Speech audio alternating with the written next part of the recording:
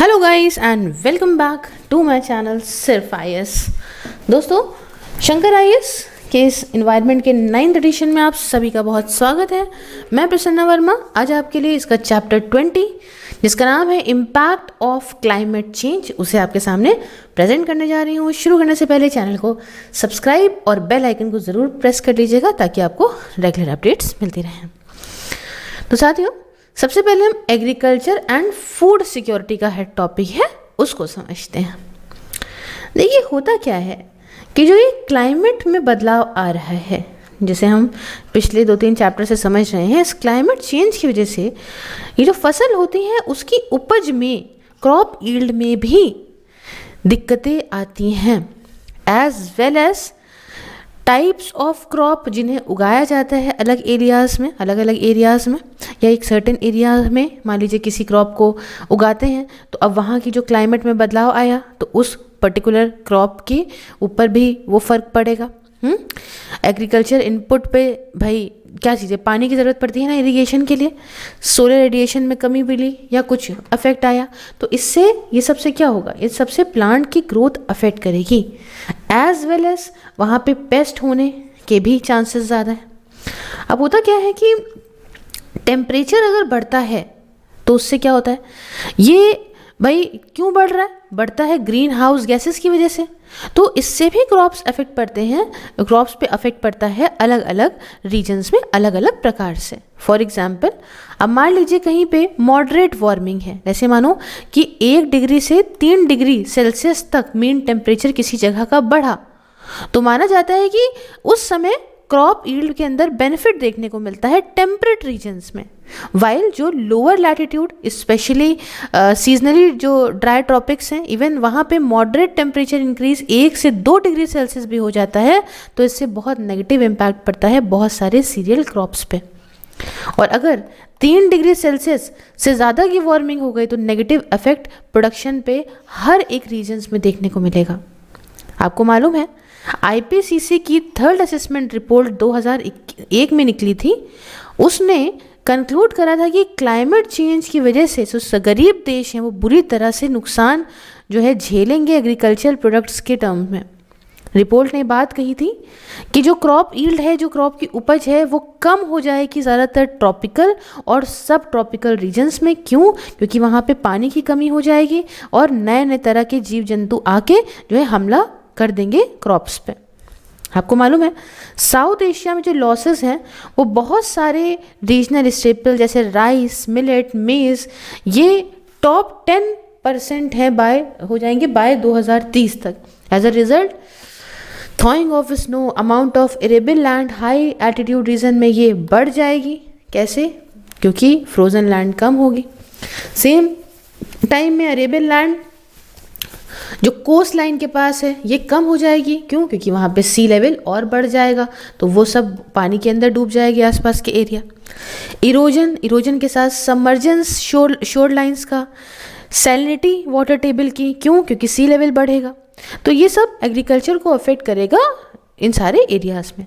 आपको मालूम है रिसेंट स्टडी के हिसाब से international commission for snow and ice ने ये रिपोर्ट करा कि हिमालय के जो ग्लेशियर्स हैं, जो principal dry season water sources होते हैं, जब सूखा पड़ता है तो ग्लेशियर से तो पानी आता है ना। एशिया के बिगेस्ट रिवर्स हमारी गंगा में, इंदस में, ब्रह्मपुत्रा में, यांसे में, मेकोंग, साल्वीन में, तो इन सब में पानी तो यहीं से आता है ना। तो ये ग्लेशियर ही बहुत तेज़ी में ख़त्म हो रहे हैं और ऐसा देखने को मिलेगा कि टोटली 2035 तक ये सब खत्म हो जाएंगे। साथियों, अगर agriculture production low income developing countries Asia और अफ्रीका जैसी ये अफेक्ट करेंगी क्लाइमेट चेंज से, तो समझिए न जाने कितने गरीब लोग जो यहाँ रहते हैं उनको खाने के भी लाले हो जाएंगे, कितनी ही मुसीबतों का सामना करना पड़ेगा। अब बात आती है कि इम्पैक्ट हमारे इंडिया के एग्रीकल्चर पे क्या पड़ेगा। आपको मालूम है जो लार्ज पार्ट है एरेबल लैंड का इंडिया के अंदर वो रेन फेड है, मतलब पानी से वहाँ सिंचाई होती है। एग्रीकल्चर डिपेंड करता है रेनफॉल और उसके पैटर्न पे। तो देखते हैं काले मेघा पानी ला, तो पानी पे ही बहुत अफेक्ट करता है और एग्रीकल्चर बुरी तरह से अफेक्ट करेगा अगर रेनफॉल में किसी भी तरीके से या टाइमिंग में रेनफॉल की शिफ्ट आता है तो। कोई भी बदलाव रेनफॉल पैटर्न में हुआ तो समझ लीजिए बड़ा खतरा है ये एग्रीकल्चर के लिए और इकोनॉमी के लिए भी और फूड सिक्योरिटी के लिए भी हमारे देश के। साथियों, समन रेनफॉल करीब 70% है टोटल एनुअल रेनफॉल का ओवर इंडिया, और ये बहुत इंपॉर्टेंट है गर्मियों में जो बारिश होती है वो हमारे इंडियन एग्रीकल्चर के लिए। हालांकि स्टडीज़ ये दिखाती हैं कि समर रेनफॉल में 2050 तक कमी देखने को मिल जाएगी, और सेमी एरिड रीजन जो वेस्टर्न इंडिया के हैं माने जा रहे हैं कि यहाँ पे हायर रेनफॉल देखने को मिलेगा नॉर्मल के कंपैरिजन में एज टेम्परेचर सोर, वाइल सेंट्रल इंडिया के अंदर यहाँ पे 10 से 20% का विंटर रेनफॉल में कमी दिखेगी बाय 2050। इसके अलावा बहुत ही ज़रा सा भी क्लाइमेट चेंज में अगर फ़र्क आया तो इससे भारी मात्रा में वाटर रिसोर्सेज की प्रॉब्लम आएगी, खासकर एरिड और सेमी एरिड रीजन में जैसे कि नॉर्थ वेस्ट इंडिया में। आपको मालूम है जो प्रोडक्टिविटी है ज़्यादातर क्रॉप्स की वो कम हो सकती है क्योंकि टेम्परेचर बढ़ेगा, पानी की कमी कम होगी, खासकर इंडो गैंजेटिक प्लेन्स में। और इसके अलावा यहाँ पे प्रोडक्टिविटी राबी जैसे क्रॉप्स की कंपेयर होगी compare to kharif season crops. ठीक है, राबी सीजन क्रॉप्स की जो प्रोडक्टिविटी है वो कम हो जाएगी। टेम्परेचर बढ़ेगा तो उससे फर्टिलाइज़र की रिक्वायरमेंट बढ़ेगी। ठीक है, प्रोडक्शन टारगेट को ध्यान में रखते हुए, और इससे फर्टिलाइज़र यूज़ हुआ तो हायर ग्रीन हाउस गैस का एमिशन हुआ, अमोनिया वोलेटाइजेशन हुआ और कॉस्ट ऑफ प्रोडक्शन भी बढ़ेगी। इसके अलावा फ्रीक्वेंसीज ऑफ ड्रॉट्स बढ़ेंगे, फ्लड्स आएंगे, तूफान आएगा, साइक्लोन्स आएंगे, और इसकी वजह से एग्रीकल्चर प्रोडक्शन में वेरिएबिलिटी भी देखने को मिलेगी। साथियों, वाटर स्ट्रेस और वाटर इनसिक्योरिटी की अगर बात करूं तो पानी की कमी होगी, ये इशू रहेगा डेवलपिंग कंट्रीज़ में। क्लाइमेट चेंज ये माना जाता है कि वाटर रिसोर्सेज पे जो आज स्ट्रेस है वो और बढ़ाएगा। इसके अलावा वाटर की कमी, ये स्कार्सिटी होगी, इससे भाई फूड की इनसिक्योरिटी, कंपटीशन और बढ़ेगा विद इन और बिटवीन कंट्रीज़ में। बर्ड भाई पॉपुलेशन बढ़ती जा रही है, पानी की डिमांड बढ़ेगी, टेम्परेचर बढ़ा क्लाइमेट चेंज की वजह से तो ये भी दिक्कत है। वार्मिंग की वजह से माउंटेन के ग्लेशियर कम होंगे, स्नो कवर कम होगा, चाहे वो हेमिस्फेयर का हो या जो भी हो, तो ये भी दिक्कत का एक बहुत बड़ा कारण है। 2050 तक पानी की अवेलेबिलिटी सेंट्रल, साउथ और साउथ ईस्ट एशिया में खासकर जो बड़े बड़े रिवर बेसिन है वो माना जा रहा है बहुत कम हो जाएगी। रिसर्च ये दिखाते हैं कि important future increase heavy rainfall events में बहुत सारे रीजन्स में देखने को मिलेगा, वही जगह दूसरी जगह पे बहुत डिक्रीज भी देखने को मिलेगा। सीवियर फ्लड आने की संभावना है और बहुत सारे चैलेंजेस देखे जाएंगे इन इंफ्रास्ट्रक्चर्स के माध्यम से भी। ठीक है, सोसाइटी, फिजिकल इंफ्रास्ट्रक्चर और वाटर क्वालिटी के अंदर, तो इससे अवेलेबिलिटी भी कम हो जाएगी पानी की, हाइड्रो पावर पोटेंशियल की, और जिससे भाई क्या होगा, चेंज होगा ना सीजनल फ्लो रिवर्स का, जो भाई आपकी इलेक्ट्रिसिटी बनती है कैसे बनेगी। टेम्परेचर बढ़ा तो इससे फिजिकल और केमिकल और biological properties fresh water lakes की, रिवर्स की भी गड़बड़ाएंगी, और जिससे इंडिविजुअल का फ्रेश वाटर स्पीशी पे इम्पैक्ट पड़ेगा, कम्युनिटी कंपोजिशन पे, वाटर क्वालिटी पे। इवन कोस्टल एरियाज़ में सी लेवल जब बढ़ेगा तो इससे क्या होगा, पानी की कमी होगी। क्यों? क्योंकि सैलिनाइजेशन और ज़्यादा ग्राउंड वाटर सप्लाईज सैलिनाइज मतलब नमकीन हो जाएंगी। आपको मालूम है 2019 की IPCC special report climate change और लैंड ये कहती थी कि एक्सट्रीम वेदर और क्लाइमेट या स्लो ऑनसेट इवेंट्स का इसकी वजह से बहुत ज़्यादा डिस्प्लेसमेंट होगा, बहुत ज़्यादा फूड चेन डिस्टर्ब करेगी, खतरा है लाइवलीहुड को, और ये यहाँ पे स्ट्रेस भी डाल सकता है, लड़ाई हो सकती है, इसके लिए बहुत चीज़ें हो सकती हैं। अब बात आती है कि क्या इम्पैक्ट पड़ेगा वाटर की सिचुएशन का इंडिया के ऊपर। साथियों, पानी के रिसोर्सेज जो हैं वो बहुत प्रेशर में आ गए हैं इंडियन सब कॉन्टिनेंट में इस चेंजिंग क्लाइमेट की होने की वजह से। हिमालय के ग्लेशियर ही सोर्स है फ्रेश वाटर का, जो सालाना चलने वाली पेरिनियल रिवर जिसे कहते हैं उनका, और खासकर Indus, Ganga, Brahmaputra river system का। और पिछले 10-15 सालों में हमने देखा है कि हिमालयन रीजन बहुत सारे बदलाव से गुजर रहा है। रीज़न है डिफॉरेस्टेशन, एग्रीकल्चर प्रैक्टिसेस और अर्बनाइजेशन, जिसकी वजह से फटाफट वहाँ पे हाइड्रोलॉजिकल डिजास्टर आ रहे हैं, बहुत ज़्यादा सेडिमेंटेशन और पोल्यूशन हो रहा है लेक्स का। ये दिखाता है कि ग्लेशियर्स जो हैं वो कितना अफेक्ट करे हैं 19वीं सेंचुरी से, और कितनी ही बचेंगे ये। रिकॉर्ड तो ये कहते हैं कि गंगोत्री का ग्लेशियर ये कम हो रहा है करीब 28 mm से हर साल। ग्लेशियर जो ये पिघलेगा, ये इससे क्या होता है कि क्लाइमेट कंडीशंस में बदलाव आता है, समर फ्लोज होते हैं ना, ग्लेशियर एक तरह से ख़त्म हो जाएंगे, और टेम्परेचर बढ़ा, रेनफॉल पैटर्न यहाँ पे गड़बड़ा गया है ना, 20वीं सेंचुरी में ये भी देखने को मिला।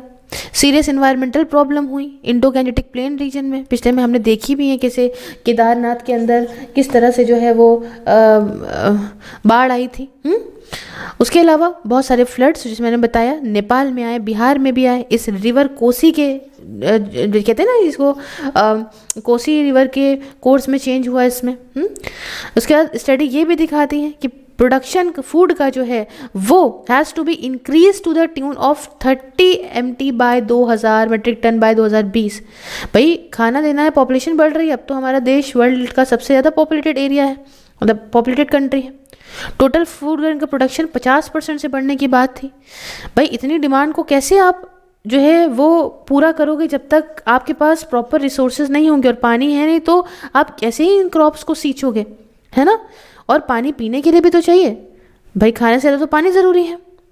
डिमांड वाटर की एग्रीकल्चर, इंडस्ट्रियल, डोमेस्टिक सेक्टर हर जगह बढ़ेगी, तो ओवर एक्सप्लॉयटेशन होगा ना ग्राउंड वाटर रिसोर्सेज का, और ग्राउंड वाटर जो कम होने लगा अलग अलग देश में, तो इससे ग्राउंड वाटर रिसोर्सेज की सस्टेनेबिलिटी भी गड़बड़ा जाएगी। अभी आप देखें बेंगलुरु की वाटर क्राइसिस कितनी ही ज़्यादा ज़बरदस्त न्यूज़ में है आज के टाइम पे। मतलब समझिए कि एग्रीकल्चर सेक्टर सबसे ज़्यादा पानी लेता है हमारे देश का, 83% जो पानी अवेलेबल है वो एग्रीकल्चर ही यूज़ कर लेता है, और 2050 तक ये डिमांड में 68% हो जाए एग्रीकल्चर, फिर भी तब भी ये लार्जेस्ट कंज्यूमर रहेगा। तो डिमांड को पूरा करने के लिए आज के वाटर रिसोर्सेज ही यूज़ हो रहे हैं, इनका एफिशिएंट यूज़ ज़रूरी है, और ग्लोबल वार्मिंग की वजह से यही चले जा रहे हैं, है ना। हर तरह से इनको जो है वो करना पड़ेगा, संभाल के रखना पड़ेगा, नहीं तो पॉपुलेशन के साथ साथ ये एग्रीकल्चर की डिमांड के साथ बहुत बड़ी मुसीबत में फंस जाएगा भारत। तो हमें और आपको दोनों को ही इसके लिए बहुत बड़े कदम उठाने हैं। अब एक समस्या है राइज इन सी लेवल्स की। देखिए ये बहुत ही इजी बात है और समझने लायक चीज़ है कि जब टेम्परेचर बढ़ता है तो आइस शीट्स मेल्ट होती हैं, और जब बर्फ़ पिघलती है तो आप अच्छे से जानते हैं कि पानी बनती है। जब पानी बनती है तो सी लेवल में और ज़्यादा बढ़ोतरी हो जाएगी। हाँ, तो जिससे तो छोटे छोटे आइलैंड्स हैं उनकी क्या ही गलती इसमें, और ये सब आइलैंड डूब जाएंगे। पता है आईपीसीसी ने प्रेडिक्ट किया था कि सी लेवल की वजह से क्या होगा, वही ये सब वही वजह है ना, क्योंकि आइस शीट डिसइंटीग्रेट हो रही है। ग्लोबल टेम्परेचर करीब 3 से 4 डिग्री सेल्सियस से बढ़ेगा, और यही है कि 330 मिलियन लोग परमानेंटली या टेम्परेटली इस बाढ़ आने की वजह से इधर से उधर होंगे ना, तो ये एक दिक्कत है। अब उसके अलावा इम्पैक्ट जो कोस्टल स्टेट्स हमारे इंडिया की उन पे क्या पड़ेगा, आपको मालूम है महाराष्ट्र, गोवा, गुजरात जैसी स्टेट को बहुत रिस्क है इस सी लेवल के बढ़ने से। ठीक है, फ्लड लैंड हो सकती है, एग्रीकल्चर लैंड भी इसमें जो है बाढ़ आ सकती है, डैमेज हो सकता है कोस्टल इंफ्रास्ट्रक्चर या दूसरी प्रॉपर्टी को।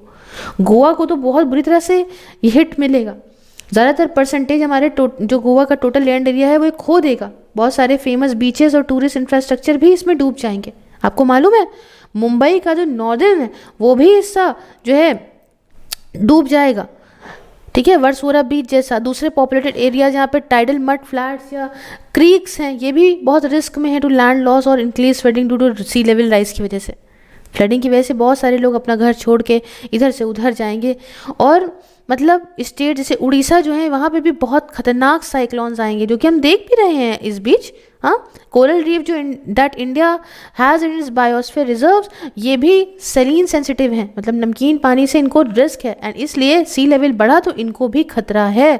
कोरल रीफ को तो है ही, but phytoplankton, fish stock, human lives जो डिपेंडेंट है इस पे, सब खतरे में हैं। लोग जो गंगा के डेल्टा में रह रहे हैं वहाँ भी फ्लड रिस्क फेस करेंगे जब सी लेवल यहाँ बढ़ेगा। तो ये है कुछ इम्पैक्ट कोस्टल स्टेट्स का इंडिया के अंदर।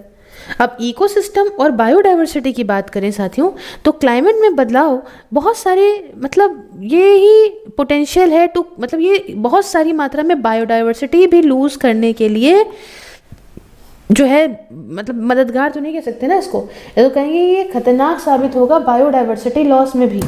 हाँ, इससे इंडिविजुअल स्पीशी के साथ उनका पूरा इकोसिस्टम डिस्ट्रॉय हो रहा है, जो इकोसिस्टम सपोर्ट करता था इकोनॉमिक ग्रोथ को और ह्यूमन वेलबींग को।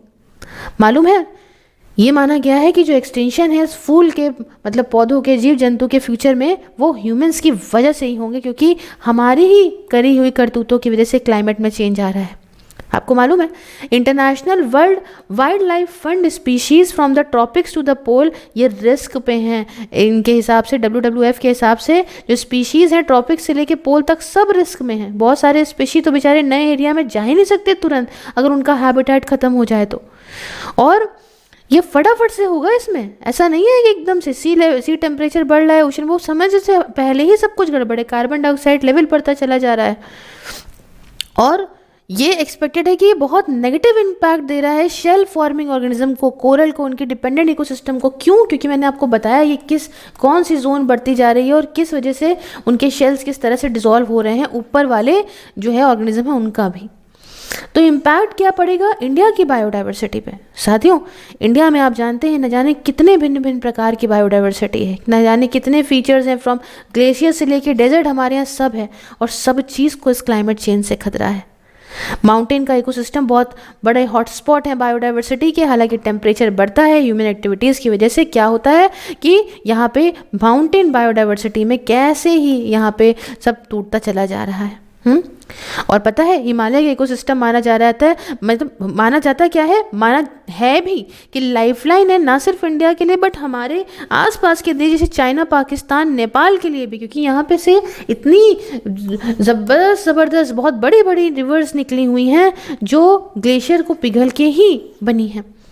यहाँ पे बहुत सारे ग्लेशियर्स हैं नॉर्थ और साउथ पोल के अलावा। यहाँ पे हमारे इस रीजन में क्लाइमेट चेंज इनके लिए बहुत बड़ा खतरा है। मालूम है ये माना गया है कि अगर मानो फिनोमिना इस ग्लेशियर लेगा उस पर आउटबर्ट फ्लड्स का बढ़ा, जो मैं आपको पहले शुरुआती चैप्टर्स में पढ़ा चुकी हूँ, ईस्टर्न और सेंट्रल हिमालय में, तो इससे बहुत भारी फ्लडिंग होगी, नीचे तक आएगी, सीरियस डैमेज होगा लाइफ को, प्रॉपर्टी को, फॉरेस्ट, फार्म और इंफ्रास्ट्रक्चर को। साथियों, ग्लेशियर्स के पिघलने की वजह से हिमालय के बहुत बड़ा इम्पैक्ट पेरिनियल रिवर्स पे भी आएगा। और वो जो बहुत भाई क्या होता है भाई, पानी और बढ़ेगा और दिक्कत होगी, बाढ़ आने की संभावना है। नेशनल इन्वायरमेंट पॉलिसी 2006 की तो ये कहती थी कि इंडिया की डेजर्ट इकोसिस्टम, एरिड हो चाहे सेमी एरिड रीजन हो, वो 127.3 MHA है, मतलब करीब 38.8% है कंट्री के जियोग्राफिकल एरिया को, और ये फैली हुई है करीब 10 स्टेट्स में।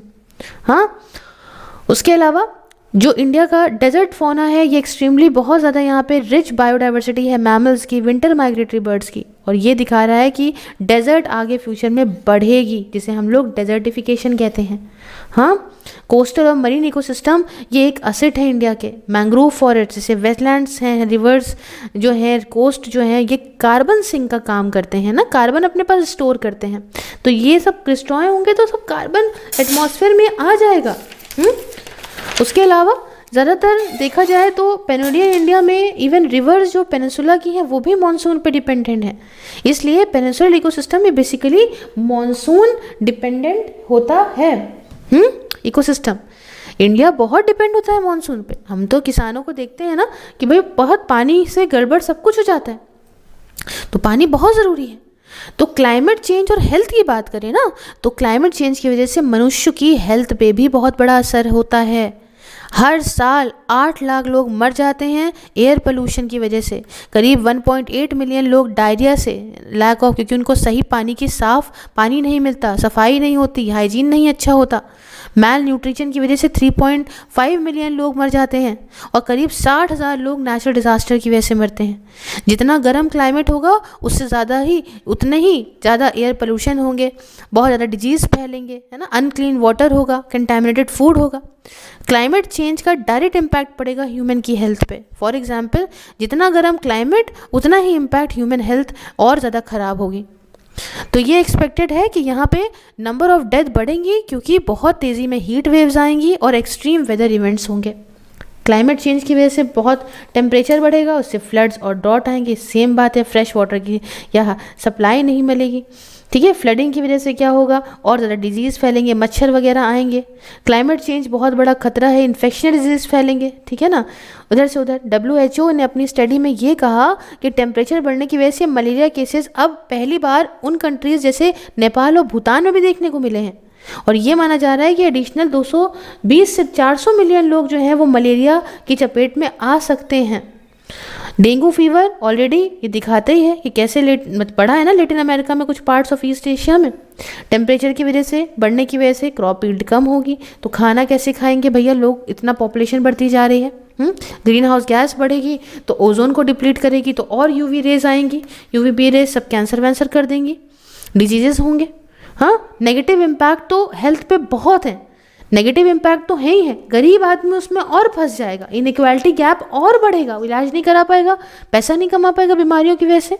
तो पॉजिटिव और नेगेटिव हेल्थ इम्पैक्ट जो हैं ये वैरी करते हैं एक से दूसरी लोकेशन में, एंड ये वक्त के साथ साथ ये टेम्परेचर बढ़ता रहेगा और बहुत दिक्कत बढ़ती रहेगी। तो ये कुछ कहानी है, इस पर हम आप ध्यान दें तो अच्छा है। सिर्फ चैप्टर की तरह पढ़ने से तो बेहतर है कि हम इसके लिए कुछ करें एक इंडिविजुअल लेवल पे। कैसे लगा आपको लेक्चर, आप मुझे कमेंट बॉक्स में बता दीजिए। बाकी you can also join my membership and support me in my work, and along with the WhatsApp channel, all the link of social media platforms are in description box. You can watch these videos on Facebook as well, and you can follow me everywhere and get regular updates. Thank you so much for watching. मिलती हूँ next video में। जय हिंद, जय भारत।